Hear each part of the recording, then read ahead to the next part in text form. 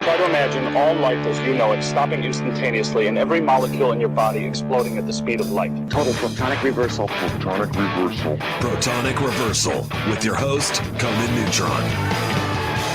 Broadcasting from a secret underground lair in Milwaukee, Wisconsin. A gigantic middle finger to everything that is rock about music, rock and roll, and corporate power. The thing is, though, if you don't laugh, you're going to go on a killing spree with sharpened nails. Confidence of a hero or a fool. I wasn't exactly certain which. Could not be more professional. It's only one I choose to devote my life to. That's okay. It means something. It means something. And take out away. That's my take. What's yours? Protonic reversal. That's like a science thing, right? Indeed it is. It's a science thing. It's a science place. It's a scientific fact. We're all up in your face. It is time once again for the one, the only Protonic reversal. Welcome to it. Back from tour yet again. Another short one. And here I am back in the Protonic Reversal Studios. Very excited for this episode. I'm very excited for most of the episodes. But this is this should be a good one. We're gonna get to Mr. Mark Davies of Thinking Fellows Union. Of course, before we do that, let's just get through this introduction stuff that's hopefully seeming less and less awkward since I started doing it. Welcome to Conan Neutron's Protonic Reversal. I'm your host, Conan Neutron. I am a rock and roll lifer who has toured and recorded for over 22 years. Most known for the band Conan Neutron, the Secret Friends. Music is a huge part of my life, and he's the format of this long-running podcast to talk about music with musicians whose work I enjoy and respect. Folks that may or may not be household names, but do something very special. This is episode 309. If this is your first time listening to Protonic Reversal, all of the archives are protonicreversal.com and are always free, no ads, no sponsors, no kidding. And if you'd like to support the show and get episodes sooner, you can give $1 a month to patreon.com/Protonic Reversal. And if you like the show or even just a single episode, please feel free to share it along, like, subscribe, or post a review. All that helps people find the show. And it's just a darn nice thing to do. So, yeah. Why don't we talk to Mark from the Ding Dang Thinking Fellers, huh? How about that? Does that sound all right? Ding Dang is an official term of measurement. Mark, welcome to the show, man. Thanks for coming on. Thanks for having me. I was very excited to see the Thinking Fellows Union Instagram account up here. I'm like, oh, they're on Instagram. That's great. And then first thing I thought of was the character limit for a username. So I'm glad you guys had to go to acronym because because that's a band name that was not made for these times. It's not Twitter friendly, probably. Yeah, exactly. In the age of like all encompassing ADD. But it also struck me that anybody that knows Thinking Fellers also knows what that acronym means. And so there being actual Thinking Fellers news, which is to say we're going to get right to it. There's reissues of two of the most badass records coming up in the year 2022 is very fantastic news to fans of the band, myself inclusive. How long of a journey was this to get this done, and how did that all come to pass? And welcome to the show, by the way. Thanks for having me. We've had people kind of reach out over the years about reissuing records, probably most often Strangers from the Universe. But we're kind of notorious as a band for just not really getting our shit together in any kind of business matters. So we never really followed through on any of that kind of stuff. But last fall started having some conversations with Hisham Mayet, who we've known for a long time. And he's done, really great work with Sublime Frequencies and put out all kinds of amazing releases there. So when he started expressing interest, that really got our ears perked up and decided to kind of get serious about getting back into that and trying to get this stuff back out there. So it's been, I guess, about over the last year that we've been, since we started talking about it and then working on getting it together. And some of this is did it require did you require remastering anything along those lines, or finding masters? Maybe, I don't know. It's been a while. Right? Yeah, it's been a while. We did have it remastered. We worked with Mark Davies, who is somebody we also have known for a long time, and he's done a lot of that kind of work for Sublime Frequencies. And he was also in the scene in bands in the 90s and in the Oakland scene. So we crossed paths a lot. And so it was just kind of a natural fit.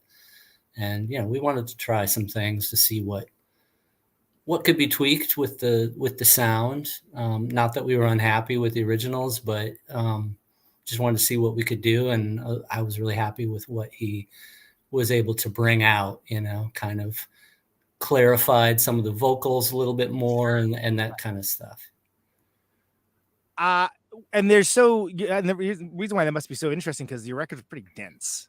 Like there's a lot, all of them. There's a lot going on. Like there's a lot going on. So I think it was really challenging for him, I think. Well, yeah, because it's almost like, well, what do you put the focus on, right? And exactly.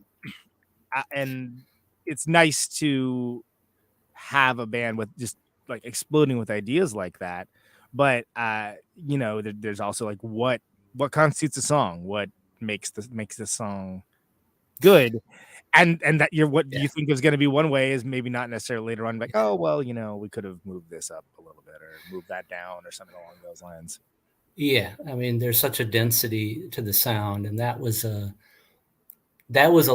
challenge all along in our career that I feel like we got better at over time. But in the early days, I think a lot of that stuff kind of suffered from a lot of frequency cancellation. Like you got 3 guitars and a bass, or 2 basses and 2 guitars all going, and like you're in the same domains and you're just kind of canceling each other out sometimes. And over time, I think we started to realize, we don't have to have everything going full bore all the time on the recording. Even if we do it that way live, and it has a certain power from the density live, that might not be the best way to present the song on a recording. Right. And so, I think we got better about bringing things in and out and featuring parts, as we went along. But with remastering this stuff, I mean, you're not remixing it, but you can bring certain frequencies out. And that was one of the things we kind of wanted to do, is see if there were ways of featuring different parts that kind of got lost or in the original or canceled each other out. And maybe you push something down and pull something else up and get a different sound to it. And was any of this like righting it wrong maybe, or anything along those lines? Or was it more just not exactly? No, I mean, I think it was more a matter of just seeing, what else could come out of it, Right. I guess if there was anything I would say of righting it wrong, my personal feeling is that, we always kind of thought of vocals as another instrument in the mix, so it's like the instrumentation is not meant to be the supporting cast for the vocalist. It's all important stuff, and it's just one of the parts. So I think on some of our mixes originally, the vocals were mixed down, maybe lower than other bands might have done because of that philosophy. But ironically, I think the human ear wants to pick out a vocal. It's just natural. And so if it's mixed down, your ear is struggling to make it out. And that sort of ends up de-emphasizing the other stuff. So, if we're going to do anything to tweak the sound of it, that was one thing that I was interested in trying, is to maybe feature the vocals a little bit more. And maybe, counterintuitively, that would even bring some of the other stuff out in the way that your brain perceives it. Sure. And it's, there was certainly a push towards, especially the early 90s, like, let's make the vocals like loud as everything can possibly be. And much like many things, Thinking Fellers we're not we're not subscribers to that school of thought. But it is. But as you mentioned, yeah, you're trained to like kind of want to pick it out, so you can kind of come at it from a different way with a sort of a fresh sound on it. Did you have I feel like as far as recordings go, these so Admonishing the Bishops and Strangers from the Universe, I feel like those are some of the two kind of like best entry points for the band, as far as some of the least oblique thinking feller stuff, which I say that as a fan and with all no, I get it. No, but by the same token, it's still going to be harder for folks to kind of grab onto without a frame of reference necessarily, without something to latch onto. And I think in an alternate universe, like my Pal the Tortoise could have been like an MTV hit. Why not? Did you hear the other stuff that was on MTV at the time? Like, it was sure it's not much different. But what I think was most admirable and what earned you guys so many diehard fans over the years is just your steadfast commitment to doing things your way, like building your own universe and your own language, really, and like your own frame of references.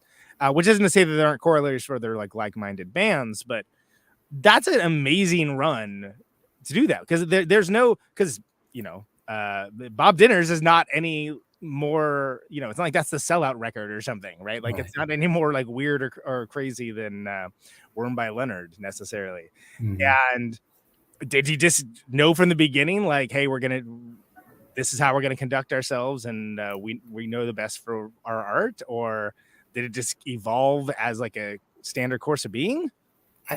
I mean, I think we knew from the beginning that's how we wanted to do it, but it wasn't like we, consciously expressed that to each other. I think the main kind of underlying thing was we want to express whatever it is we're going to express, and it would be great if people respond to it, and be great if we get a lot of fans. And wouldn't it be wonderful if we could, quit our day jobs and live off the music? But the minute you start adjusting what you're doing to try to anticipate what people want to hear, then you're no longer expressing yourself. You're expressing what you think people want to hear. Right. And then if they respond to it, they're not really responding to you. They're responding to your abstract idea of what you think they want. And so it's like, it's a calculation almost. Yeah, it's kind of meaningless that if your music, moves people, you want it to be because you've expressed something of yourself that they connected to. And so, you kind of just have to do what you want to do and what you think sounds good, and hope that people dig it. And, if they don't, whatever, you can dig it yourself in your little insular group of 5 people and get off on that. Yeah, absolutely. And I think there's a through line through all of it, that just it's inviting, right? It's inviting if you know how to read the invitation. That's probably the best way. Yeah, it's never meant to be, off-putting or like obtuse, in a purposeful way, but it's just, how it came out. Yeah. So first of all, I do think also, when I think of Thinking Fellers, I think of like the sort of halcyon days of when San Francisco was a great area for creativity, which for the younger listeners and viewers, that actually at one time was the case. And yeah, we'll go ahead and say is less so now. That's probably the best way, because it was cheap. It was cheap to live there. And yeah, you could survive. I mean, especially in where we were in the early days in the East Bay in Oakland, you lived very cheaply. Yeah, and then, now, of course, that's all been completely ruined. But it's interesting to me that when you think of bands following their own compass, so to speak, that like Thinking Fellers were like one of the masthead bands for that, like amongst a group of bands that all kind of were doing their own thing, but didn't necessarily sound like each other. Like, it almost seemed like it would be like a you wouldn't want to sound like anyone else. Like, that'd be like, terrible. Why would you do that? So let's take it back to the very early days. So Worn by Leonard is what, 88, right? And that's how did you know to settle on San Francisco? Like what drew you to SF to do things? Most of us were from Iowa, and we knew each other in Iowa City, going to college there, and we're in different bands in Iowa City. And that was a really cool scene in Iowa City. Actually, you wouldn't know it, but there was a lot of really interesting stuff happening at that time, mid 80s. But it's tiny. So there's not like a lot of room for growth there. We kind of topped out what we could do in that area.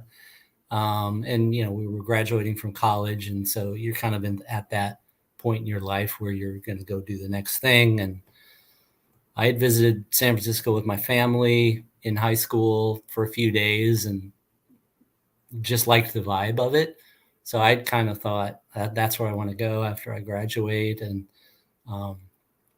Ann and Hugh and I were in a band together in Iowa City. Hugh had already moved away, but Ann and I decided we were going to move out to California. And Brian was in another band that we were, in the scene with and friendly with, and he decided he wanted to go too. So, I mean, it was sort of impulsive in some ways, but we knew a little bit about what was going on there, and we were attracted to certain things there, like the Residents and Ralph record scene and that kind of stuff. But it was more just like, let's go somewhere where, there's more possibilities.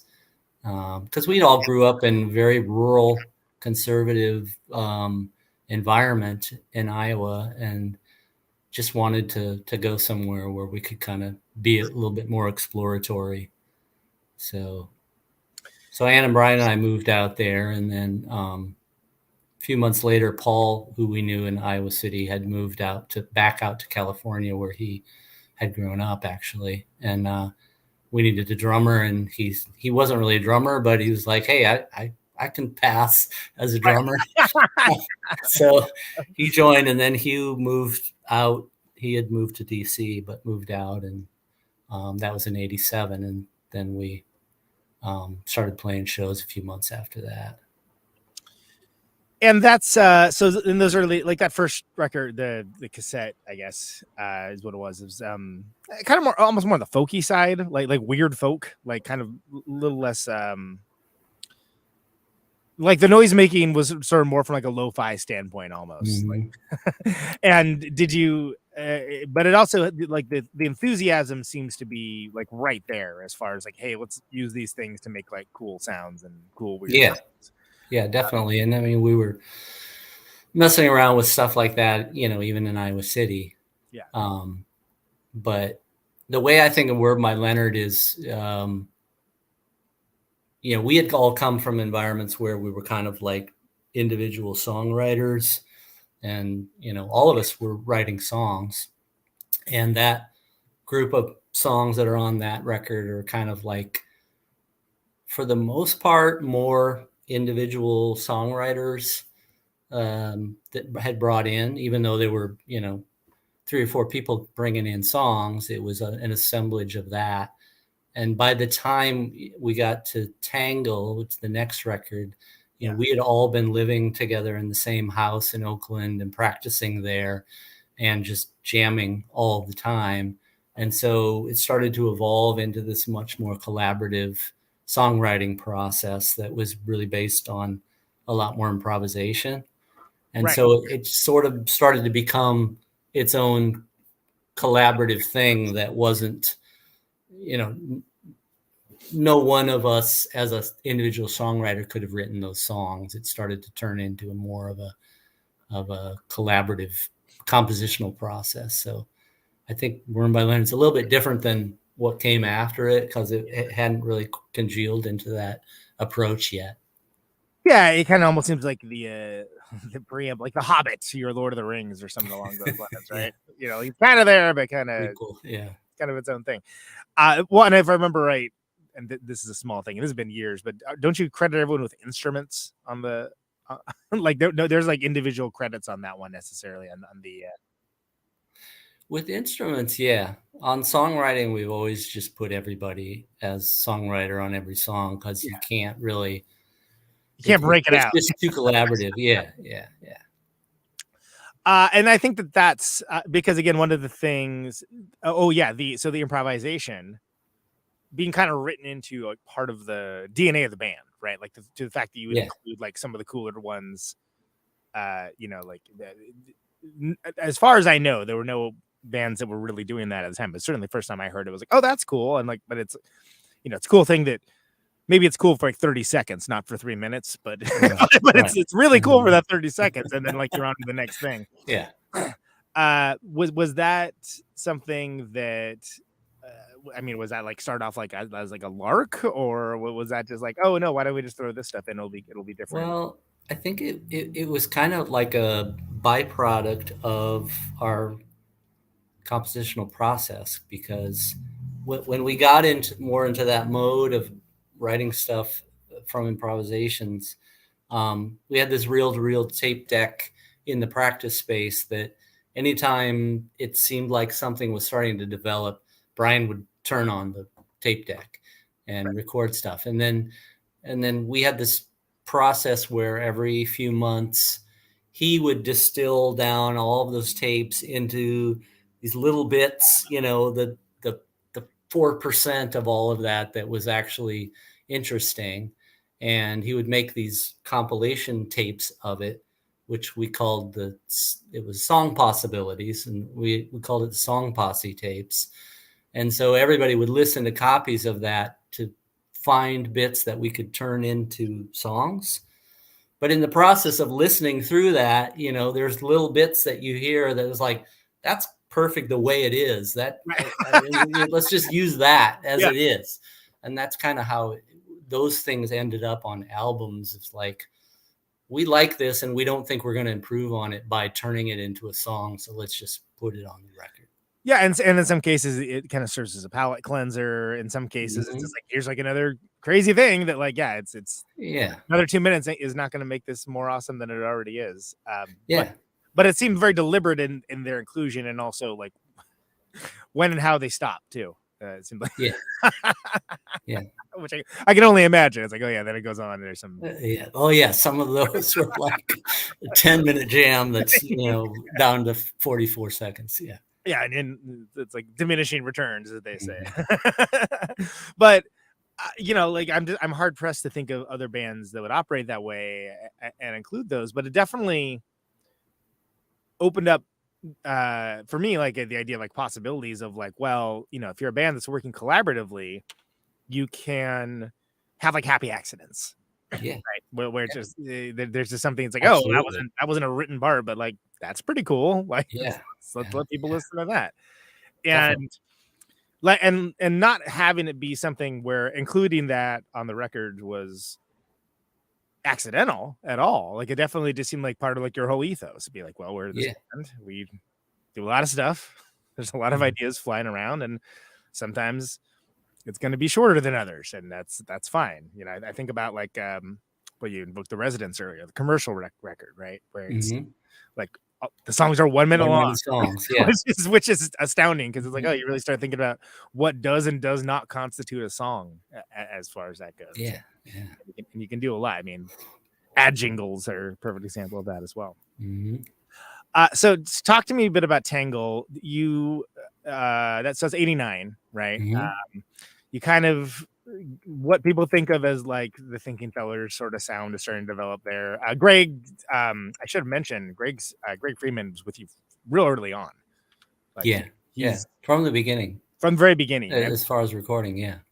And I mean, was it just very clear that like he got what you were doing, and that's why you liked I mean, we met him through mutual friends. We were getting ready to want to record. He was recommended to us from some friends, and we went in and did the Worm by Leonard sessions, and we had a great time. We liked working with him, liked his approach and his ideas, but also, I mean, he's one of the most personable people you would ever meet. I mean, he's just a really nice guy. And so we really clicked with him. And I don't know, it just, when we were ready to record Tangle, it was like, of course, we're going to go back to Greg. And it just wasn't even really a question. Yeah, because I mean, the last thing you want when you're in a situation like that is someone that like doesn't get what you're doing, right?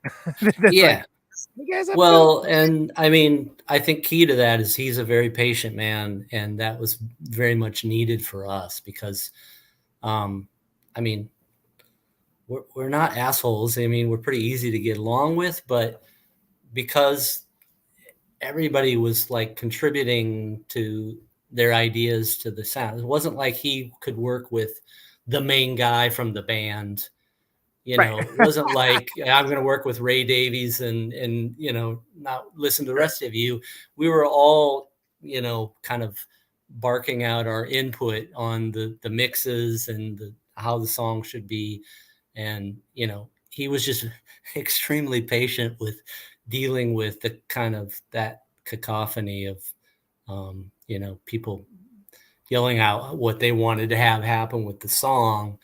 And, you know, it just, you know, somebody else wouldn't have maybe put up with that. Maybe they shouldn't have, but maybe people yelling things and then conflicting things being yelled at the same time, and then somehow figuring out that putting that together as some kind of cohesive entity, which which must, other times are probably easier than others, I'm sure. But yeah, and I think it took us years to kind of really kind of dial back and trust Greg and let him really shape the mix. I think by the time we got to Strangers from the Universe, we were giving him a lot more leeway in what to bring in, what to pull out. And in the early days, you know, we were really trying to control the mix, and I think somewhat to our detriment. When did you first start kind of bringing it out to the world at large for touring, like on the real, like as far as taking the show on the road, so to speak? Like, what was that? How early on was that? We did a brief tour of the Northwest in '88 after the Worn by Leonard cassette came out. That was like a week and a half long. And then when Tango came out, we did a couple of weeks in the Southwest. It was kind of a bust in terms of success of a tour. But then in the summer of 1990, we did a 6-week tour of the US, and we spent a lot of time in New York on that tour. And that's when we hooked up with Matador, and things kind of took off from there. Yeah. And that's, well, and that's like what, 1990, that was like, you guys probably were working on stuff that would become on Lovelyville at that point. That was, right? Yeah. Did you find in those days that it would get over live, or did you end up baffling people, or a bit of column A, bit of column B? Like, yeah, a little of both. Yeah, I think when we got to New York, there was definitely some good reception there. I think there were some people there that got it. You know, if you're in, you know, somewhere in Kansas or Indiana, maybe not so much, but yeah. But then there's also places that, you know, like maybe they'll surprise you too, and that's totally, yeah. Like, definitely. It's, you always hope for that, even if Yes. it's not something that always comes through. Yeah. Well, so then, and not to give short shrift to Tangle, but I think that Lovelyville for me is kind of where it sort of seemed like you guys really seemed to coalesce into the creative unit that people think of when they think of the band.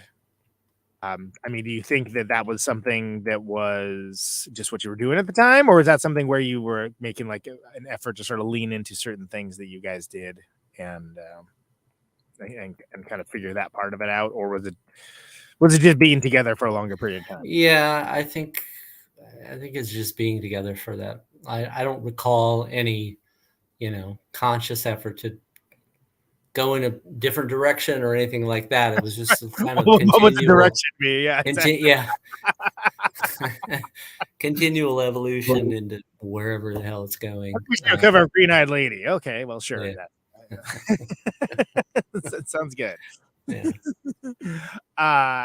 Well, and that's another one that's got like a lot of the a lot of like the smaller ideas and that one's chock full of those. Yeah. Did you feel like there was any kind of sea change towards like acceptance towards like weirder music from a larger perspective at that point yet, or was that still to come before the great 1991 gold rush? I don't know. I mean, I guess we would just saw it as a continual push forward. I don't really remember any particular point in that timeline where suddenly things shifted. I think we were just kind of plowing through, doing our thing. I mean, there was the whole explosion of grunge and like alternative rock, but it didn't really have a whole lot of effect on us because we didn't really know exactly where we fit into that anyway. And so we just kept doing whatever we were doing.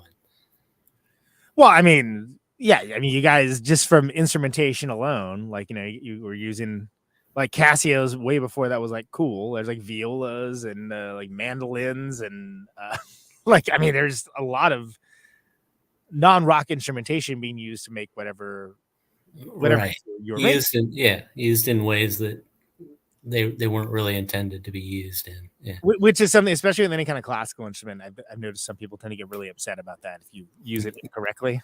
Yeah. Which is like, that's okay. It's an instrument, right? You can do whatever you want with it. Yeah. But it occurs to me also that you're using all these like I think they call it baroque, right? Baroque instruments to make like cool, weird like hooks and things, and there just weren't a lot of bands that were doing that. Like it was sort of like it was alternative in the truest sense of what that is meant to be, not what it eventually became as a as a thing. And there's stuff that kind of almost would be fine on the cooler parts of like a Yes record, maybe, but then also stuff that like shares DNA with like things like Sonic Youth were doing and stuff along those lines. And then you also, I had the CD of that, and that is was it the Crowded Diaper? The extra CD tracks. What could you? I've wanted for years to know, and this is obviously my opportunity. What was the thought process with the Crowded Diaper? Well, the CDs were still pretty new then, and like it's like, oh, if you put out a CD, you put extra stuff on it that didn't fit on the vinyl. So it was like, okay, are we going to put something extra on the CD? And it was just the initial CD. We turned that into Crowded Diaper, and just picked out a bunch of extra stuff to put on there. I don't know really how much thought process went into that, but our band humor is pretty immature and scatological. Well, because there was a thing at the time, like, look, you got all this space, you got to fill it up. Yeah, exactly. More is better, right? So, yeah. And like you got a way where like everybody started doing. I mean, there was at one point, like I think the mid-90s got even more absurd, where it's like, okay, this should be like 2 records, it's enough, right? But yeah, the idea that you could fit all that in, like more songs than you could on a record. Yeah, was, that was a for decades that was that hard limit of the fidelity of the LP. You didn't have that anymore. This is Lovelyville's got a lot of cool like weird samples and things like that. I'm thinking like the seals and stuff that that are in there. 91 sampling technology was not where it is at now. It's probably a charitable thing to say. So what was the process for getting that stuff? Well, I mean, some of that stuff, it wasn't samples. It was just like we wanted to add some sounds to this like that. I think that song was more Glee that those were on. And, Yeah, Glee, yeah. You know, I think I taped some stuff off of some BBC sound effects library or something like that. And, you know, that's probably where the seals came from. We just brought it in, told Greg, here, put this in on, you know, this particular stretch here. Yeah. Did you have a thought towards trying to find unique instruments on its own? Like, yeah, I mean, we were always interested in the kind of a varied palette of different sounds on a song. And I mean, you can do a lot with guitars and bass and drums, but you know, why not add in some other stuff that sounds a little bit different? And you know, so you know, on one of the tours in some thrift store, Brian found a mandolin and a viola, and I had found a banjo, and was like, what can we do to fuck with this and, you know, make it fit into our sound, and, you know, put a pickup on it and run some weird effects on it, and then play it like however the hell we want to play it, and just see what happens. And it's just all part of that. I don't know. I guess maybe it's from some other weird form of ADD of like not getting bored with things that sound the same and just like wanting to try a bunch of other sounds that we can throw in the mix, and just trying to vary the palette in, you know, all the different ways that you can come up with. Yeah, well, and you know, it works out well. I mean, you have some pretty unique songs on this one. Like you have, like, you know, 4 O'Clock or 2 that's a ripper. That's you know, you mentioned more Glee, Sinking Boats. Like there's a bunch of like that melody in Sinking Boats is hilariously dissonant is probably the best way to put it. Like it's and even with something like that where we were using pretty much standard instrumentation but still messing around with it, like I played a side drum kit on that along with Paul, and Hugh's guitar was in a different tuning that kind of gave it this weird dissonant fat sound. And so, you know, and I think that might be like one of the very first ones where Brian started playing the viola. So I think you're right. Yeah. So whether it's new instruments or just like adding in, okay, we're going to have 2 people play percussion on this instead of 1, and like just mixing it up as much as you can, which I'm sure to some fans, you know, in a live environment may have been frustrating because we were always switching around and like there's always songs between songs and you know, but it gives you that, you know, I think the payoff is worth it. Yeah, you know, I'm a dasher to the contrabass now. Okay, all right, right on. Yeah. You know, like I guess whatever comes out of it sounds good. It works. Yeah. And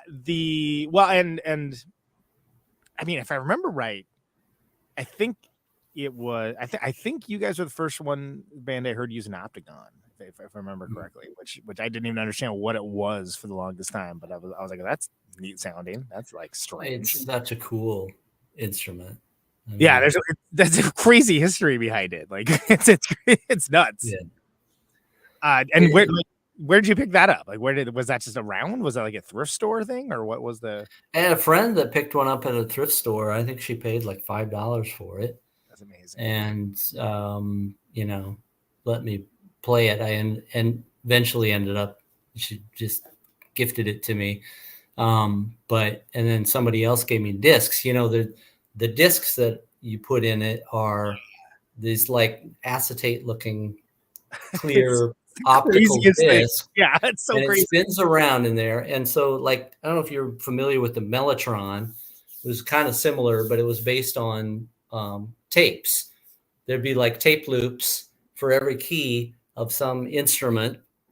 And when you hit the key, it's playing a tape loop of a bassoon or something. And so that's how you got that weird sound on the Mellotron. But the Optigan was based on a optical technology, which is similar to the soundtrack on a film. Like the edge of the film is where that soundtrack is read from an optical reader. And so they use that, but it's on this disc that spins around, and it has all these different sounds and also like different chord vamps that are on that and percussion stuff. And you got little buttons on it that, you know, put the reader on a different part of the disc to get this different chord progression or a different sound. And it's really cool sounding. And they had, I don't know, dozens of different discs for different styles. Yeah, and they had different names. Like I remember one was like Latin Fever or something. Latin Fever, Big Top Marching Band, guitar in 3/4 time, and stuff like that. So you swap these out and you get all these different sounds, and it's amazing. But it's also incredibly temperamental. Like it just the discs would like start to slow down, and so the music would get slow. And you know, you had to kind of like hold parts of it to keep it running at the same pace. So it is definitely not something that you could rely on in a live a road ready instrument. Yeah. Yeah. Both things like flying apart, basically. Yeah. You know, like it's such a it's so funny because if you think about when that was created, you know, the idea that there could be something that versatile that was, you know, designed for creativity. Like now it's like my perfect example is like if you have like Lego sets, used to be like, here's your box of Legos, kid. And now it's like, oh, here's the thing it's supposed to look like, and here's the instructions for making the thing. And it occurs to me that was a time in America where they were like, oh, let's throw this at. Kids can have a good time with this. They can you know, make big organ noises or something. And this is not an approach you see that much anymore. Everything's very much like walled gardens and you know, controlled fun, right? So to speak. And I guess that's more of just like a speech than a question. But like I think it's well, I think when it first came out, it was like a parlor thing. Like, yeah, you know, we're at a party and you don't really have to know how to play the piano. You can just sit down at this thing and you can make a song out of it and everybody can sing along, or, you know, something like that. Wasn't there like another, it was the step up from that. It was like the professional grade version of the app, and it started with an O2. It was like it was not nearly as popular, but it had the same I don't know about that one. Same fidelity limitations, but, you know, bigger and more expensive. I can't remember. Anyway, whatever. I'll hear about it like, you know, a year from now. And it just occurs to me that there's such a unique sound, right? And it's every time you hear it, if you know, otherwise it's like, what is that? What is that about? what is that? Yeah. About? That's crazy. I mean, it sounds like it's from an old like B movie. The soundtrack, like when the projector is like kind of like screwing up going at a regular pace, and it's kind of warbling a little bit. It has that feel to it, which is so great. Yeah, and it's a very, very unique instrument, and you know, I would like to the point that when I saw it, I'm like, oh, they got one of those thinking fellers things. I don't even know what it was called. Yeah, it's one of those things. Oh, you know, I briefly mentioned Green Eyed Lady as an aside. Yeah, why did you include a Sugarloaf song on that record? That was just something fun to do. It just sort of happened. I think what I recall is I went home for Christmas and I was like laying up in bed in my mom's house with the AM radio on, and that song came on, and I thought that would be great to cover. So when I got back to California, I did a 4-track cover of it, just as a goof kind of. And Brian really liked it and suggested that we throw it on the Lovelyville album. Yeah. So, and then we later learned to play it live. Yeah. Yeah. Well, it's kind of became the thing that you're known for a little bit, you know, why not? You also have the, oh God, it's It's the thing where those dudes are yelling at each other. Raymond and Peter. Yeah. Yeah. Was it? Shut up, little man. Right. Yeah. Which is funny because now I think people know, but that was sort of like found audio esoteria. That whole thing kind of blew up, after that. But at that time was a very nascent thing. We knew somebody in, I guess, did you say you're from Wisconsin? I'm from Oakland, but I live in Wisconsin. Okay. Yeah. We knew somebody in Madison who met the guy that recorded those tapes. He was their neighbor. And so got a copy, sent it out to us. We were like floored by it. And how could you not be? That's it. I know. Amazing. And then we started sharing it with, a lot of people in California. But then it kind of, I don't know, really spun out of control and got sort of viral, before the internet. It was a kind of a weird viral tape thing that happened. Yeah. Did they eventually make a documentary about it too, or something? Yeah, it's been documentary. There was like a Broadway show or something like Broadway that. Show. That's amazing. I don't know if it was on Broadway, but there's definitely has been, theatrical presentations of it and all kinds of stuff. That's I know there was like some This American Life episode that had it in as well. I was like, I know what that is. Anyone that tours knows what that is. Okay. So last thing with Loveeville, again, before the aforementioned Crowded Diaper, you got Nothing Solid, which there's so many. There's so much going on that song. There's did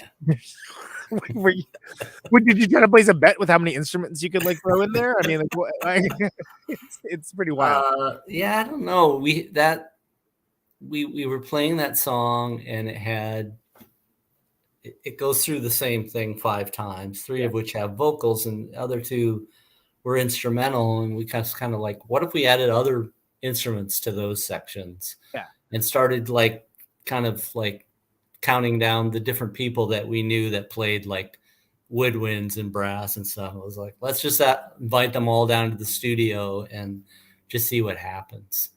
So I think that's where that came about. And it happened. Well, and yeah, if you had the CD, that was not the end at all. But there's it makes for a maximalist exunta from that. All right, so after that you got Mother of All Saints. So it's 92. The entire landscape of independent music is like starting to kind of change around. Was that something that were you guys just head down on your own thing? Was that noticeable? What was the mindset with the band at that time as far as the world at large? I think we were just head down on our own thing. I mean, we had signed with Matador in 90 or 91 for a 3-record deal. So we were just like, that's what we're doing now. The fact that there were other labels that were starting to look around at bands, we weren't really paying attention to that at that point. So I don't know. I don't feel like it really had much of an impact on what we were doing. Yeah, well, it's not like you guys were chasing trends. Yeah. That's a dense record. It's a dense record amongst a band that made almost nothing but dense records. But so, some of the production is so like densely packed and like it almost requires you to give it the most. Like the first time I heard it, I was like, I don't know if I like this record. And then I actually gave it like a very active listen. Like, oh no, there's a bunch of cool stuff here, but I think it does not reward the casual listener as much as you have to commit to it. Yeah, exactly. Almost like daring the listener to like dig deeper, right? But that, I mean, even though, like whatever, be it like muddy or noisy or crazy or whatever, I think that's a fantastic record. You got to and I think some of the early songs on the beginning part of that record are a little bit more easy to get into. It's just if you want to like really get through the whole thing, you you do have to have a little bit more of a commitment. You gotta strap in, so to speak. Yeah. Yeah, I mean that's a good and it got some great stuff on there too. Like I'm thinking like Hornet's Heart and there's I mean I think everybody's kind of hitting things real hard on that one. Like there's a lot of unorthodox hooks in there, and I mean again, it doesn't sound like there's anything remotely compromised. It just sounds like you like used. Well, maybe I should ask: is there? How long did it take you to record that record? Was that like a record that you were still kind of rushing through to get to a tour, or was that like did you spend more time with it? I don't really recall. I just know that we had gotten to a point. We did a couple tours in '91, and Lovelyville had just come out, but we had written a lot of new songs since then. So like we were doing all these songs on tour that were post Lovelyville, and it kind of felt like, God, we're like way out ahead of ourselves here. And we wanted to like kind of get caught up. So it was like, right. I think that's why we were like, okay, let's put out a double album and just get everything out of the way and then start over from there. We got to have someplace to put tuning notes. Yes. The public has to hear it. Yes.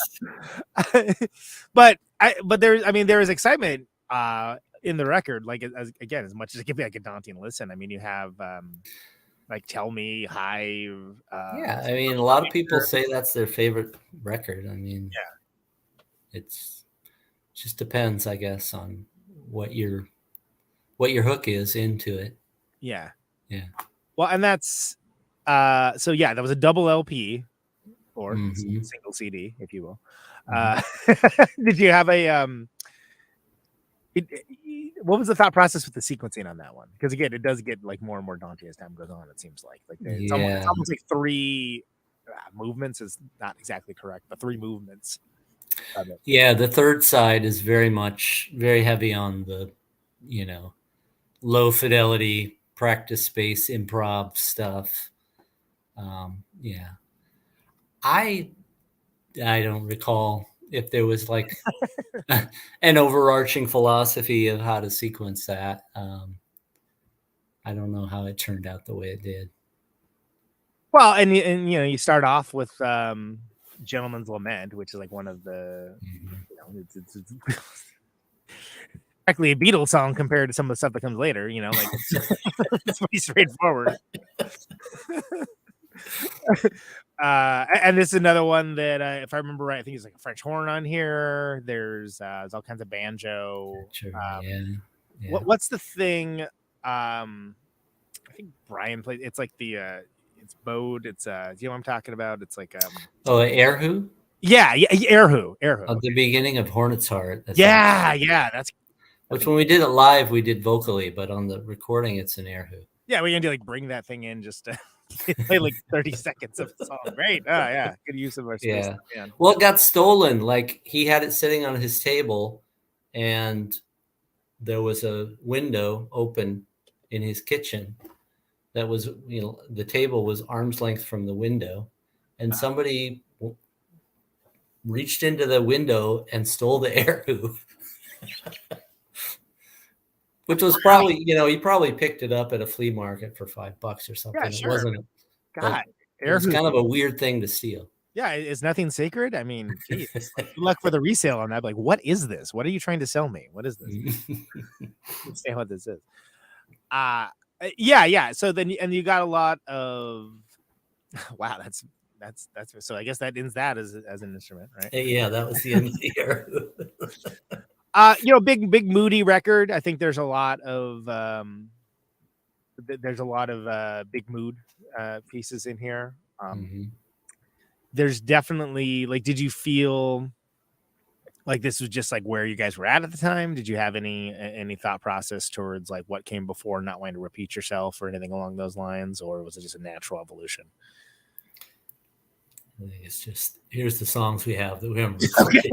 Well, I'm sensing a running theme here. Yeah. Well, and it's there's a lot, and this is another one that excels with the little mini songlets and things along those lines. I think a lot of times when people use the word psychedelic, they think of it to mean one thing, and certainly uses shorthand to describe one kind of music. But I think it's almost like a psychedelic kind of record in maybe the truer sense of that term. Personally, yeah, I can see that. As much as everything's very composed, it's just like the way it all fits together.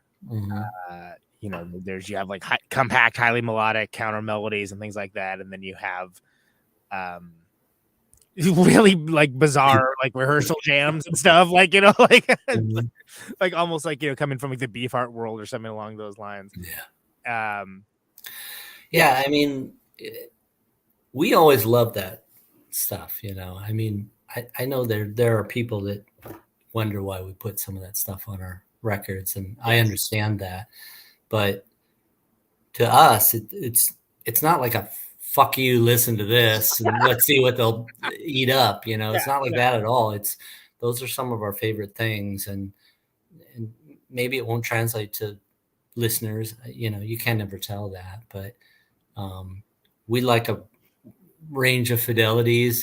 Some of that stuff that was recorded on the Ghetto Blast or on a cheap cassette tape, like to us just sounds really great. And it's got that condenser that that condenser kicks in, and it's just sometimes it sounds amazing.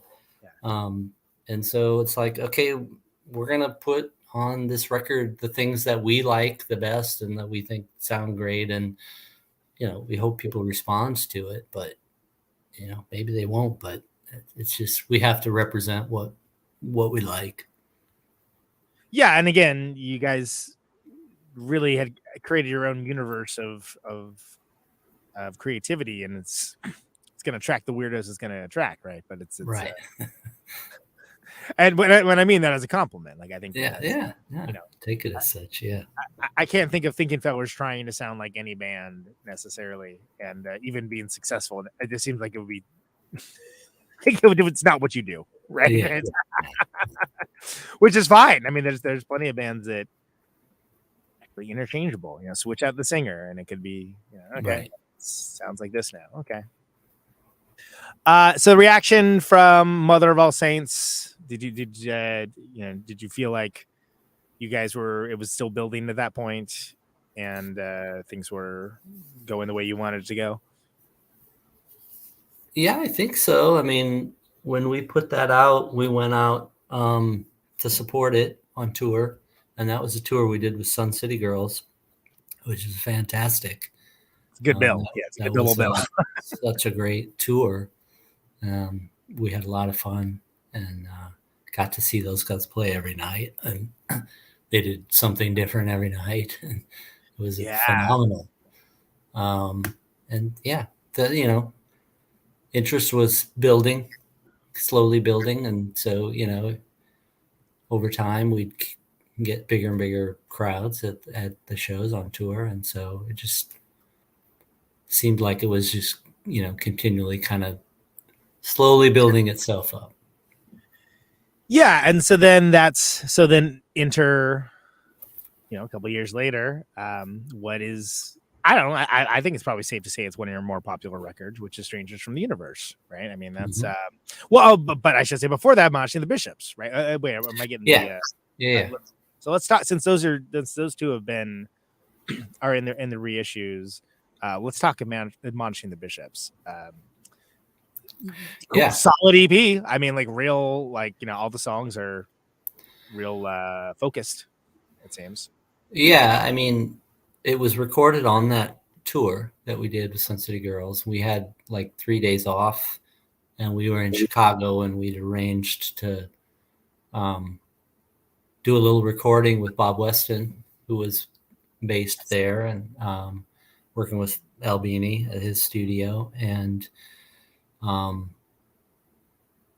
like I said, we had all that stuff that we wanted to get out on Mother of All Saints, and we kind of did the big album and kind of got caught up on that. But we had these 4 songs that we were playing, and it was like, okay, let's just record those and see what comes of it. We'll do it in this different context than what we had been doing. And so we did it, in like 3 days, and wrapped it up and ran off to play our show in Chicago, and then continued on the tour.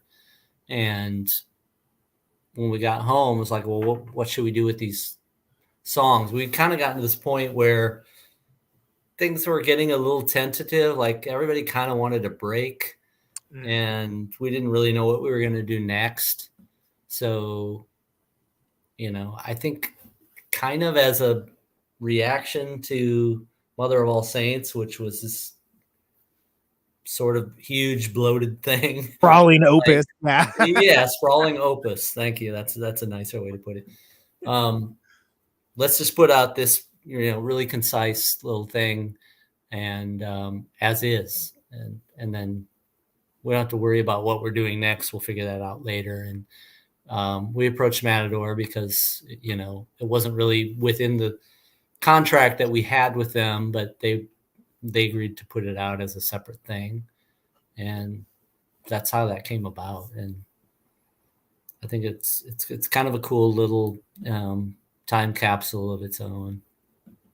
Yeah, I think it holds up. I mean, like I listened to it this morning, and I was like, oh yeah, this is really good. Like I'm really interested to see the how the reissue turned out, because it's sort of like, I think if you weren't already a fan, like it maybe flew under the radar. Mm-hmm. But then again, there was also the thing of EPs not being as serious as LPs, that nobody cares about now anymore. Nobody cares about that. But that was definitely a thing for the longest time, which is a shame, because I think like some of my favorite bands have incredible EPs. Mm-hmm.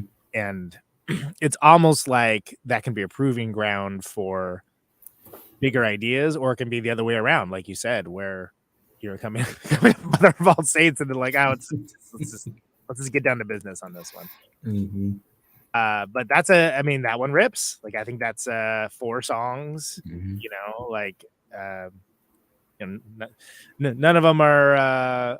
I think like one of them's like 3 minutes or something. But like they're, they do what they do, and I think that it's a great EP, and I think it's a good part of your history. So I was excited to see that's one of the ones that was being reissued, because I think it's almost like a joiner record, like it kind of joins that. Yeah. That and the next one, at least from my perspective. So that's 93. Yeah. So then you got Strangers from the Universe, which again, aka the pink one.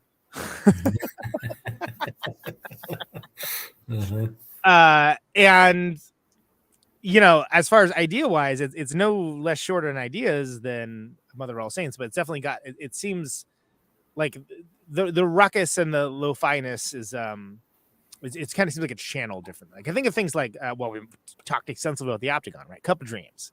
Mm-hmm. And that being kind of like just like a slowly like winding, moody, like weird pop song, really. And it's on the same record as, My Pal the Tortoise, which sounds nothing like it. And, it's not like it's any less kind of all over the place is the wrong word than any of the others, but there's something about it that, whether it's the sequencing, whether it's what you're choosing to focus on, it seems like it kind of drew in people that maybe were a little more daunting beforehand, maybe is the best way to put it. Yeah, I definitely think it was the most cohesive sounding record to date at that point. And I think that was, I don't think that was an accident. I think that, like I alluded to before, over the years, we kind of got better and better about relinquishing some of our control in the production to Greg Freeman. And by the time we did that album, we really had a different approach. Like, when it got time to do the mix, basically for each song, we would say, okay, Greg, here's kind of some general parameters of what we're looking for. And then we would leave for like 2 hours and then come back to the studio and he would say, okay, what do you think of this? And then, we'd give him feedback and tweak some things, but it wasn't like 5 of us standing over the mixing board, like, grabbing knobs and things. No. Turn the hi-hat up. No. Yeah. And I think because there was, one person in control of that process, it became a little bit more cohesive in how it ended up sounding. And, in my opinion, for the better, I think that helped. It helped the sound of that. Yeah. And I think that's one that people tend to come back to a lot. And it's not that it's all like easy listening or something. I mean, you still have the operation, right? I mean, that's like gnarly, very dense. Yeah, it's a gnarly song, and I dig it. Also ends on like if you listen to lyrics, if you're a lyrics person, Noble Experiment is a kind of a bummer of an outro, but I kind of love it at the same time. Also, all too relevant still. Yes, unfortunately. but it's something that I think it gets across your worldview and humor and relentless creativity, but makes like a very much a nice landing zone for folks. Mm-hmm. And I think depending on what people are into on that record, they can go backwards or forwards and sort of figure it out. But it also, I think it's a very cohesive record. I think it's just nicely sequenced as well. Thank you. Was there a lot of discussion about the sequencing? Because I think that's a record. That's a record that's a different record entirely if you sequence it differently, I think. Yeah, I think you're right. I don't recall, but sequencing was always pretty intentional. So I'm sure there was a lot of discussion about it, but I don't really recall details of it. But yeah. Did you know Tortoise was going to go first? Did you think that was? It seemed like the logical starter. Yeah. I mean, because I could see like I could see a version of this record they do Tortoise and then Cup of Dreams or something, right? Mm-hmm. And then, but that's a wildly different kind of record. Right. Yeah. Well, I think we wanted to start it off, upbeat with My Pala Tortoise, and the Socket's pretty upbeat too. Socket's great. Yeah. Even though lyrically maybe it's not that upbeat. You're talking about getting electrocuted, but it's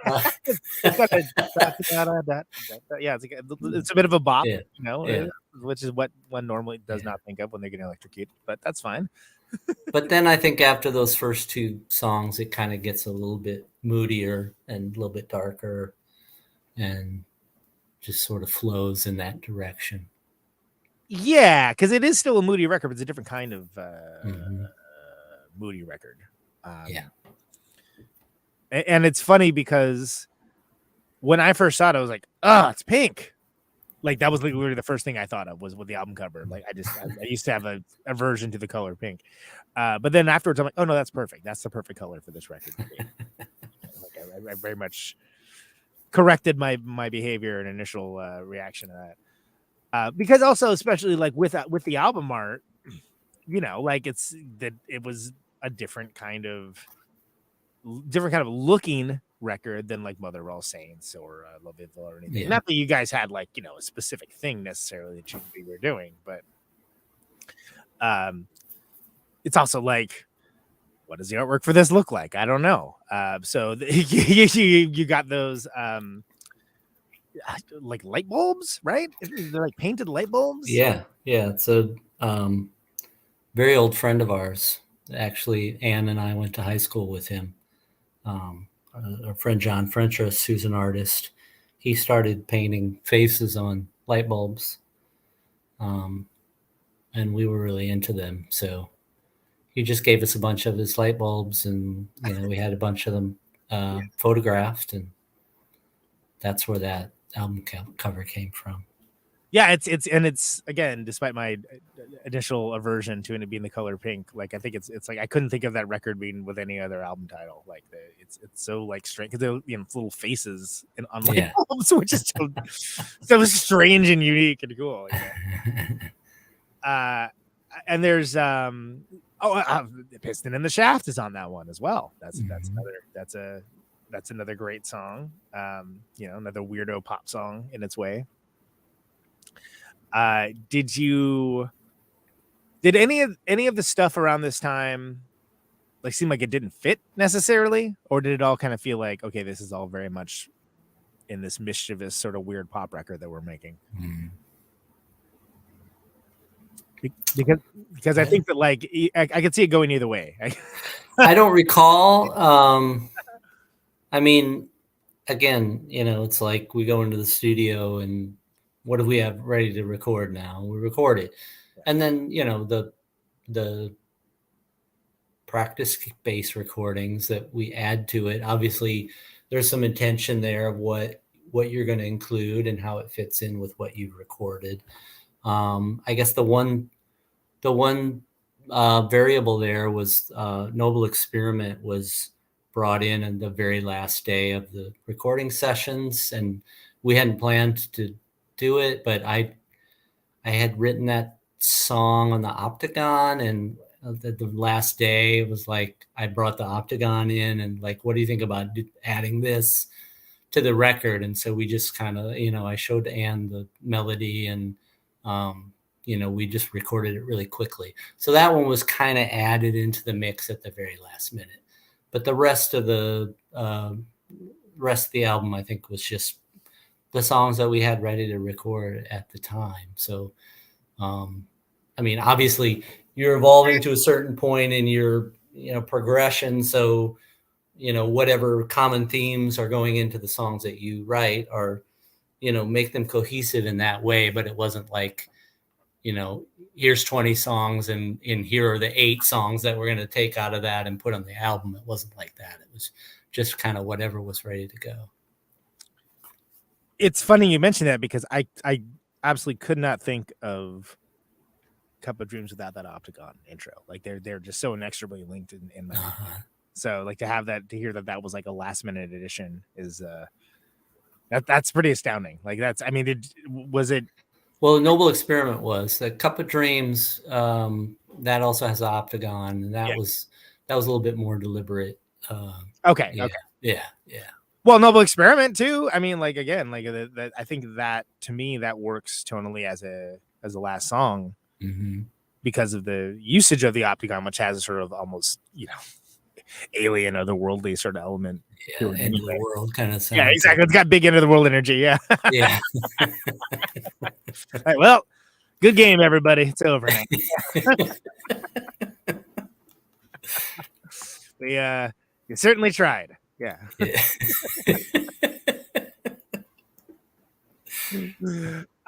So and I totally forgot to mention on one of the earlier ones. One of my favorite things I ever heard listening to one of your records. Your roommate said that sounds like a jazz band falling down its stairs. That was amazing. So I need to share that. That's a very good observation. Yeah. So all these years later, I'm finally getting to mention that. So the vinyl for these, and we'll get to Bob Vendors as well, but we should mention, because one of the reasons you're talking to me is Bulbous Monocle is releasing Admonishing the Bishops and Thinking Fellowship, and so that's Bulbous, BULBOUS -monocle .bandcamp.com, bulbousmonocle.com. What do you think? Are there any songs that win Most Improved Award or anything along that for this new version of it, for this new physical release?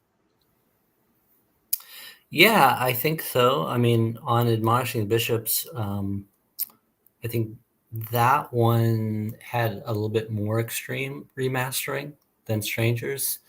And, like I said, I think one of the things that we were trying to do there is kind of bring out the vocals a little bit more. Yeah. Definitely on Undertaker, I think the vocals are brought up on that. So I think that's interesting. On Strangers from the Universe, the ones that strike me as more different from the original are near the end of the record. And the one that's really striking to me is The Operation, which, is so dense and Super dense, yeah. so much like low frequency stuff going on in there, and a lot of dissonant, detuned guitars, and it's very soupy. And I think he did a really masterful job of kind of like just clarifying the different parts of that in a way that makes it a little bit more, I don't know what the adjective to use for it is, but it's just, there's a little bit more clarity, I guess, to how it sounds. Yeah, I mean, and again, like you mentioned, that's the downside to having so many ideas and sounds and things flying around is that, you know, you can kind of like not see the forest for the trees at some point. Yeah. Yeah, and I think that it's something where there's something about this one too. I think that it's not the others were like not cohesive, but there's a very cohesive sound to it somehow. Yeah. Whereas some of the earlier records, like the almost jarring nature of like, you know, not just the fidelity transitions, but mood, sound, et cetera, that was like baked in. That was like part of the cake. Oh yeah, I mean, something like Lovelyville is just like, it's whiplash all the way through. Right, exactly. Yeah. The whole thing. It's just yeah. It's the detour is the highway, right? Yes.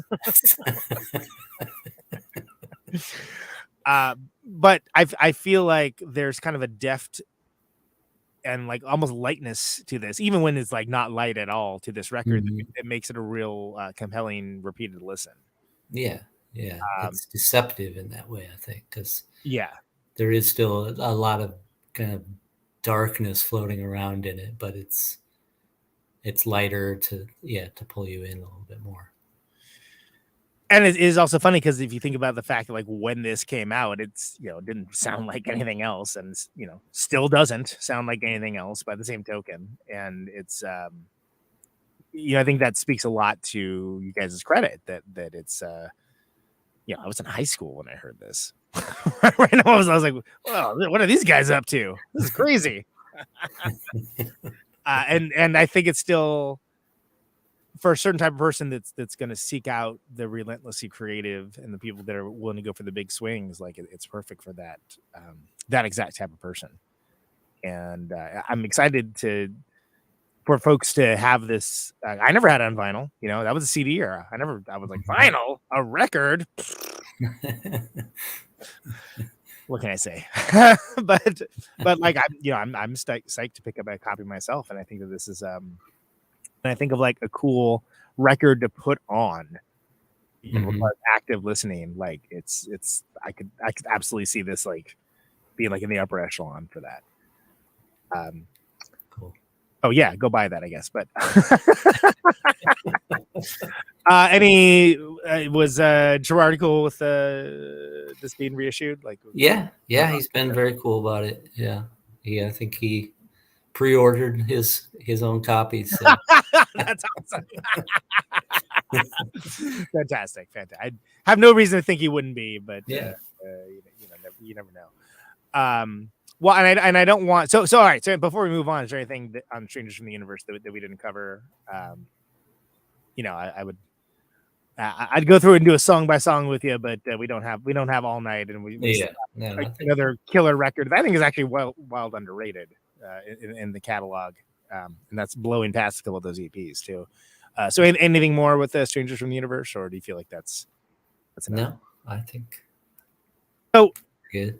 Nothing for a while. Couple 90s EPs, but then 2001 you have the audaciously named Bob Dinners and Larry Noodles present Tubby Turner's Celebrity Avalanche, which, if it's not the album that has the longest name by the band with the longest name, it's certainly going to be in contention. Yeah, it's up there for sure. Which may ask the question that, like Charles Dickens, were you guys getting paid by the word? Kidding. I think that that's a great record. You know, I was really into the band at the time, and I was like, "What? There's a new Thinking Fellers Union record? Like, is this sort of people hadn't heard from you in a while?" Yeah, had been a while. I mean, we did after Strangers, we put out I Hope It Lands, like I guess a couple years later, and then right after we supported that, we decided to stop touring. Right. So that kind of just like slowed everything down, and we didn't really break up, but it's like, okay, we're all going back to our jobs and lives, and we'll do this kind of on the side. And so if you don't have any tour coming up or anything like that, there's not really a lot of impetus to like push something along. So we just worked on it a little bit here and there, dribs and drabs, for like 5 years. And when we finally had enough stuff done to fill up an album, that's when we put that out. And that was kind of like the end of any kind of active involvement at that point. I mean, do you feel, but it also doesn't feel like it doesn't feel like, all right, that's it, y'all. Like any kind of mission statement along those lines. It definitely has this sort of reverence and, all of the minute. I mean, there's plenty like little, like there's like with that blues riff thing that's in there. Just like, all right, yeah, okay, they're doing the thing, yeah, okay. And there's like a lot of real, classic Thinking Feller stuff there. Like I think anyone that likes the other records would find a lot to love there. But yeah, do you think that like not touring kind of made it just kind of change the immediacy of it? Yeah, I think so. I mean, we were more deliberate with it, and I don't know. There was no deadlines, so yeah, it has to change it in some way. You're just doing a little bit here and there, so these songs were kind of developing over a longer period of time, and I think that it has to change how they come out. I don't really know how to, articulate what that is, but I think it definitely did change the nature of it a little bit. It's also like it can't be a comeback record if you didn't go away too. Yeah. Yeah, we were playing shows here and there throughout that period. We'd play local shows. I would see you in the Bay Area. Someone would, fly us out to Louisiana for 3 nights or something, something like that. We did things here and there. It wasn't completely, stopped playing live, but it was very much scaled back. And there's a lot of, God, like the another clip, that's on there when that's a that's a ripper. It's irrelevant. And then you got like Snow Cone. That's kind of like a cool, like almost Mother of All Saints sort of one with all the syncopated stuff going on. Yeah. And then like, was it Holy Ghost? It's got all like the weird time signatures with the violins, just like yeah. Great. Yes. It does, and that's the one that's got the it's got the song about your van, right? The 91 Dodge van too. Yeah. That's actually a slowed down version of, or like lazy version of the same riff from another clip. That's and we were just kind of fucking around in the studio and playing it a different way, and Greg turned on the tape machine. Yeah. And caught that, and then Anne added those lyrics to it. It's just, yeah. I mean, if anything, that's sort of the only thing on the record that's kind of like, okay, we're winding down now. It's right. Yeah. Kind of had that sense to it. But it certainly didn't seem like that at the time. It was just like, oh, there's a new Thinking Fellers record. Great. Nobody like thought too hard about it. Yeah. Again, maybe that's living in the Bay Area and like, knowing that you guys still were playing now and again, and maybe you seem less crazy than if you're in like Kansas or something. Right. Yeah. I mean, how do you feel about that record? How do you feel as that being like the last full length? I like it. I think it's, I think it stands up pretty well. I mean, it does have a little bit different feel. Yeah. But yeah, I think we got to kind of try out some other stuff just because of that more deliberative process. And I think we recorded in 2 or 3 different studios with that. But yeah, I thought it was kind of a good way to kind of wrap things up, I guess. Was there an idea that without there being like music being created, that the idea of it continuing on as like a live act just wasn't really something that you were super interested in? And the reason why I asked, because I know you did the 10 years later, you did the Ultramarch parties. Yeah. Well, by the time Bob Dinners came out, Jay had already moved away from the Bay Area. That's right. He moved to the East Coast, right? He moved like Boston. Moved back to Boston. Yeah. And not too long after that, Anne moved up to Portland, which I did also a little while later. So, it was kind of just like a dissipation of being geographically together. So that just makes it a lot harder. Yeah, and it's I mean, do you think it's like just done? Is that like is Thinking Fellers like in the past, or is it something where you think you could just get back together again and do it if there was a reason to do so? I like to think that there could be something more. I think it's probably a long shot, but I'd like to see us at least play a show. Maybe we play a show in the Bay Area or something. I don't know. It's kind of hard to get everybody together to do that, but that's something I would love to see happen. The other thing that I've been thinking about is the next project that we're going to hopefully do with Bulbous Monocle is like a rarities. Oh, record. cool. Awesome. So I've been working on going through old tapes and compiling together, there's stuff that was on 7 inches, some stuff that was on compilation tracks. There's a few unreleased things. And then, in going through that, I'm finding like there's a bunch of studio stuff that we never finished, and some jams, some unfinished compositions that, maybe we could kind of complete those. It would be some sort of hybrid of the old days and, some new stuff added. So, I don't know if that'll ever happen, but didn't Wire do that a couple of years ago? Yeah, I think they yeah, it's I think it's called Change Becomes Us, if I remember correctly, and it's pretty good. It's like I was very. It sounds like it's like stuff they had from around that era between like Chairs Missing and 154, and cool. I guess they just were like whatever at the time, and then they went back and revisited, and it rips, if I remember correctly. Cool. Yeah. Well, yeah, there's definitely some stuff that I, listened to and like, wow, I've completely forgotten about this, and this was pretty cool. And it would be cool to get it out there in some way, either as just like a instrumental record or, actually go in and add some stuff to it and put something like that out. So, I think there's still possibilities for doing something like that. How did you, when you guys were playing live, how did you choose the set? And here's why I ask, is because every time I saw you, it seemed like the set was very well balanced. Like there was at least one song from like most of the major records. And when you have a catalog that deep, like it's almost like daunting just to think of the idea of putting a set together.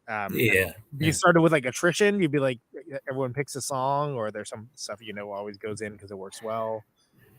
I mean, we did try to balance it out, between different records. I know there was some consciousness of that, but usually the set list was put together like right before the set, because when we're on tour, at least, because you're playing every night and you get tired of certain things, you want to mix it up. So we usually do a different set list every night, and I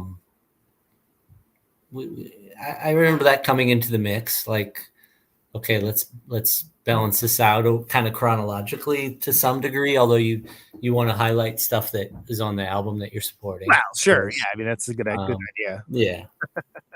And I think Brian was kind of like the sequence guy on the live set list. Like he had a good knack for how to put things in order. And usually he kind of did that part of it.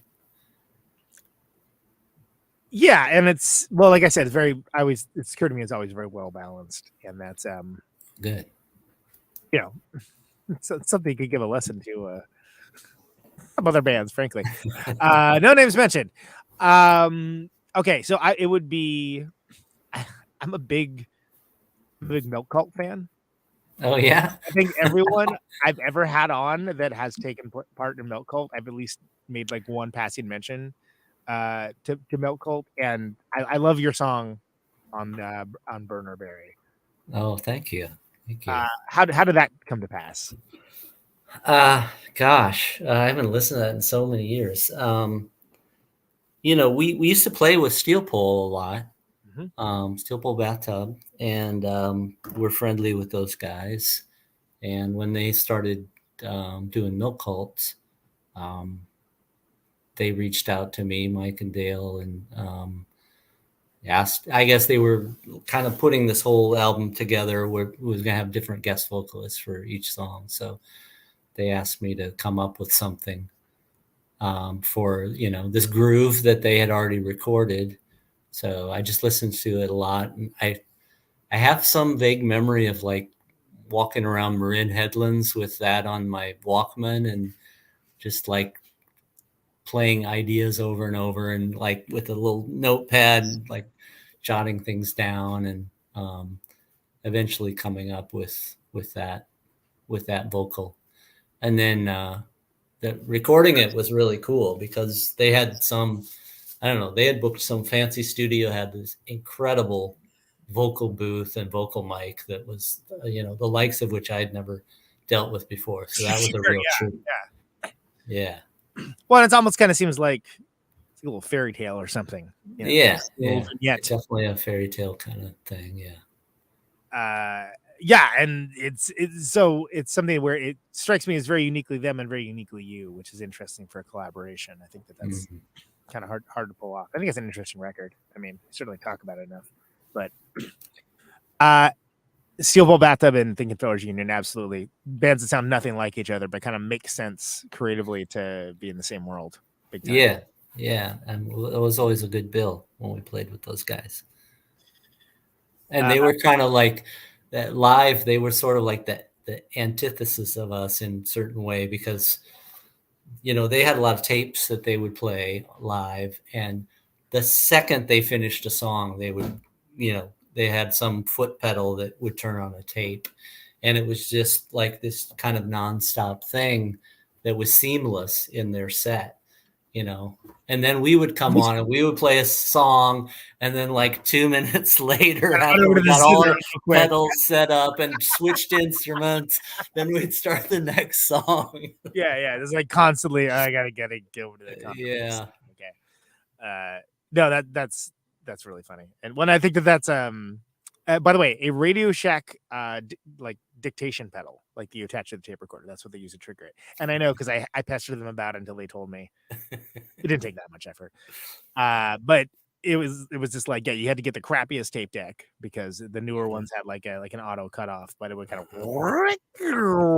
down. It was like a $3 little thing from Radio Shack. Yeah, it's awesome. Steve Fisk saying hello. Hey, Steve. Friend of the show, former guest. Yeah. He says Heavenly 10 stems. Or not. Okay. Yeah. It's not bringing PTSD here. So what have you been up to musically since Thinking Fellers? Like what have you been doing? What's Well, I took a long stretch of not really doing much of anything because I had young kids and just kind of focused on that. I've been living up in Portland, Oregon for about the last 20 years. And but the last several years I've gotten back into playing with some bands up here, and also doing some solo recording some songs as the White Shark, my solo. Oh, that's thing. Right. Yeah. And, have a band. We perform every once in a while, White Shark Shiver, in Portland. So playing some of those songs live. also play once a month in an improv thing here called the Grand Style Orchestra. This guy Shorty Grapes, who used to be in the band Fuck, he Oh yeah, I remember. Fuck. yeah, he has. It's kind of like a jazz sort of thing, but it's just like whoever wants to show up once a month when we play. Doesn't matter what instrument you play or how well you play it. You just show up and improv. He plays some stuff on the keyboard, and it's been going for many years now. So that's a fun thing that I do once a month. Nice. Yeah. And then you've not closed down the idea of thinking of other stuff in the future if opportunity should knock or present you with a gigantic check. Yeah, I mean, I I certainly haven't closed down the possibility. I mean, you got to get more people than just me on board. Yeah, there's a lot of schedules. Yeah. But so I don't know. I don't know if anything will happen, but I'd love to see something happen. So, and again, I'll throw a link in the show notes for the Bulbous Monocle reissues of these records, and you say that there's going to be like the B-sides kind of thing coming together. We got these 2 reissues coming out now. The vinyl's coming out this month, and I think the next project is this kind of odds and sods sort of thing.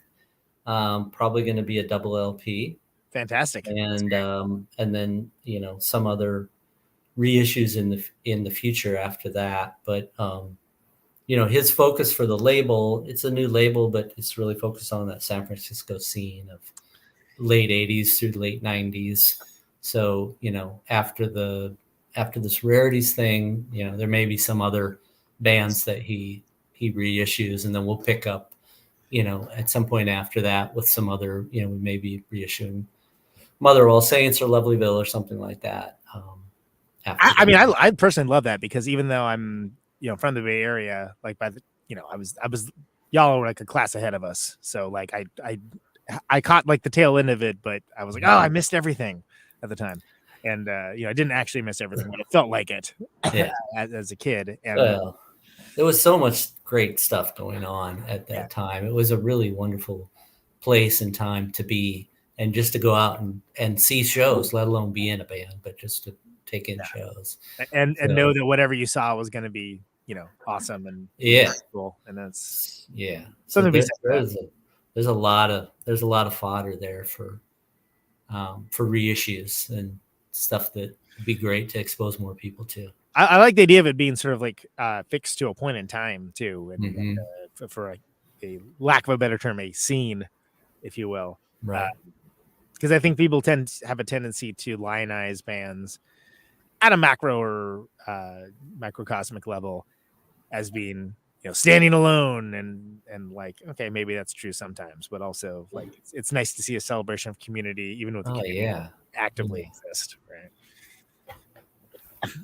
Mark, this has been awesome, man. Thank you so much for spending so much time with me to talk about these. Thank you for having me. It's been a pleasure. Big nerd on this band, so I'm it's quite the treat. Last thing, this is the only can question I ever ask folks, and you can choose to interpret it however you like. But why do you do what you do? I don't know. I don't know where that comes from. It's just like I always gravitated towards music, just even as a young kid. And it was always around in our house, even though, my parents listened to church music and, easy listening. My dad was a preacher and my mom was in the choir. And so it was like a lot of church music. But then at the same time, I had older brother and sister who were quite a few years older than me that were kind of more like growing up in the hippie era, and that's what they were listening to on the radio. So that was the soup that I was growing up in, those juxtaposed styles, and I don't know, music just was always something that seemed like the way that I could express something. I'm sure I didn't think of it in that way at that time, but whatever it is inside of me that I want to express, it seemed to come out the most naturally through music. So it was just, kind of the natural thing to pursue. And then when you meet up with other people that kind of have that same thing going on, it's a magical thing. And you just then you just run with it. And I don't know how else to put it. Mark Davies, thank you so much, man. It's been a pleasure. Thank you very much. Take care. And like I said, I'll put all the links in for folks to get these reissues. I think it's well worth everyone's time. Yeah, check it out. Bulbous Monocle. I'm really glad that it's happening. I'm really glad for the next one too. So, all right. Thanks, brother. Take care. Thanks. Oh, there he goes. Mark Davies. What an awesome dude. That was awesome. I hope you guys got something out of that. At least half as much as I got out of and enjoyed that deep nerdery, deep dive. Let's hear something off of the Strangers from the Universe record. This is Socket.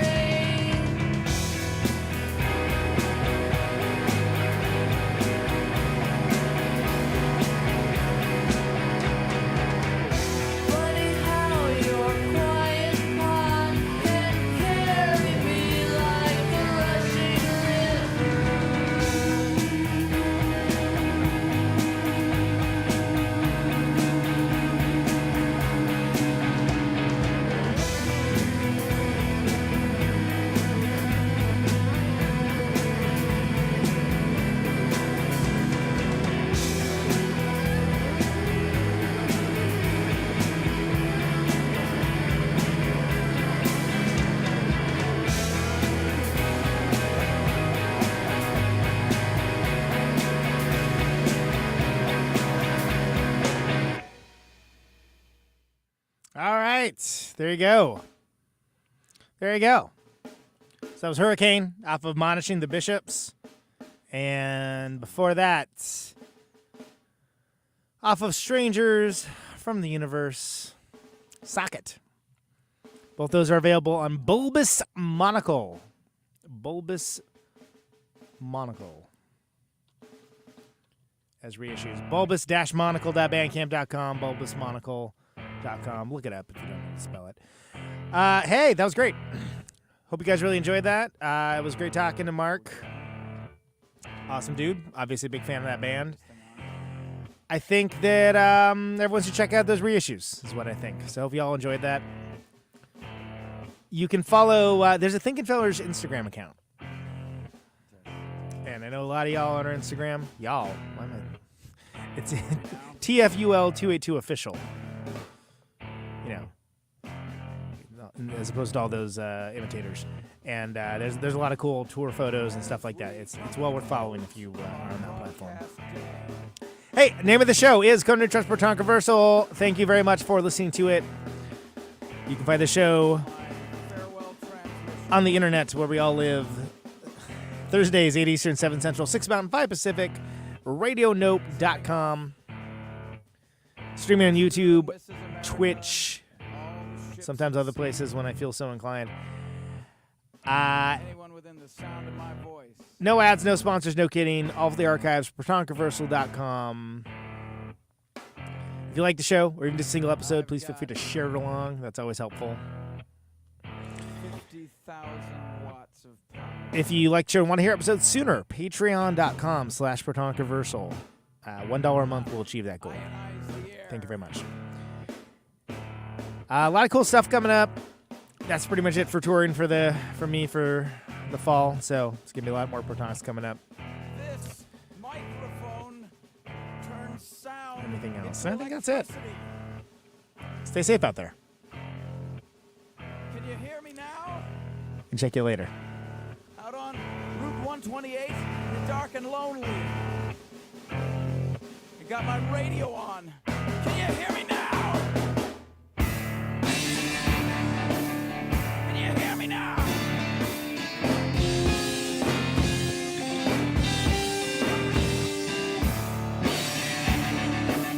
Can you hear me now? Can you hear me now? See you on the radio.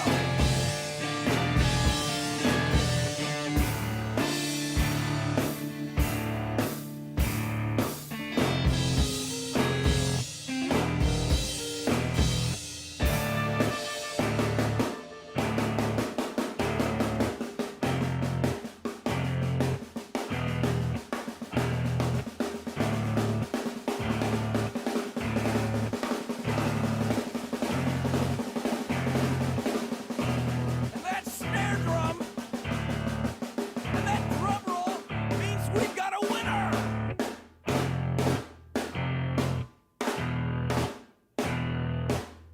If you're the fifth caller,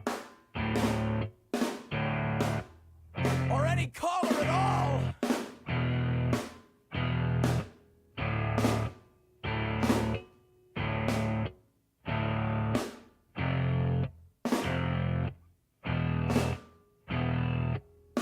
welcome to my top 10.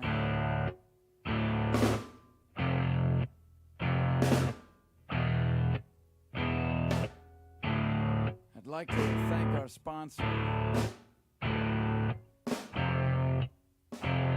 But we haven't got a sponsor. Not if you were the last man on earth. She was prepared to prove it. This one goes out to a special girl.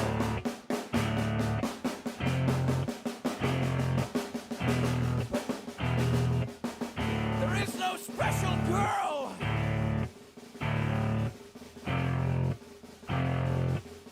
It's the end of radio. The last announcer plays the last record. The last what? Leaves the transmitter. Circles the globe in search of a listener.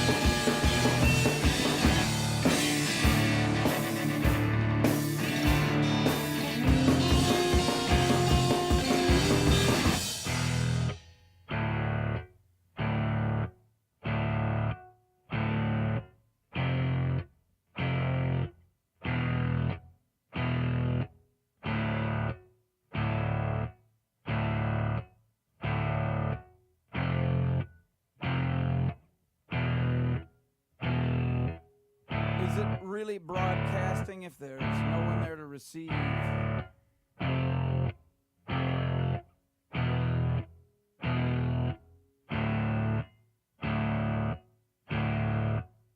It's the end of radio.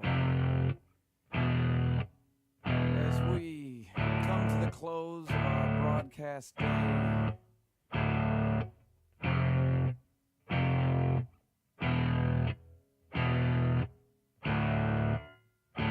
got my radio on.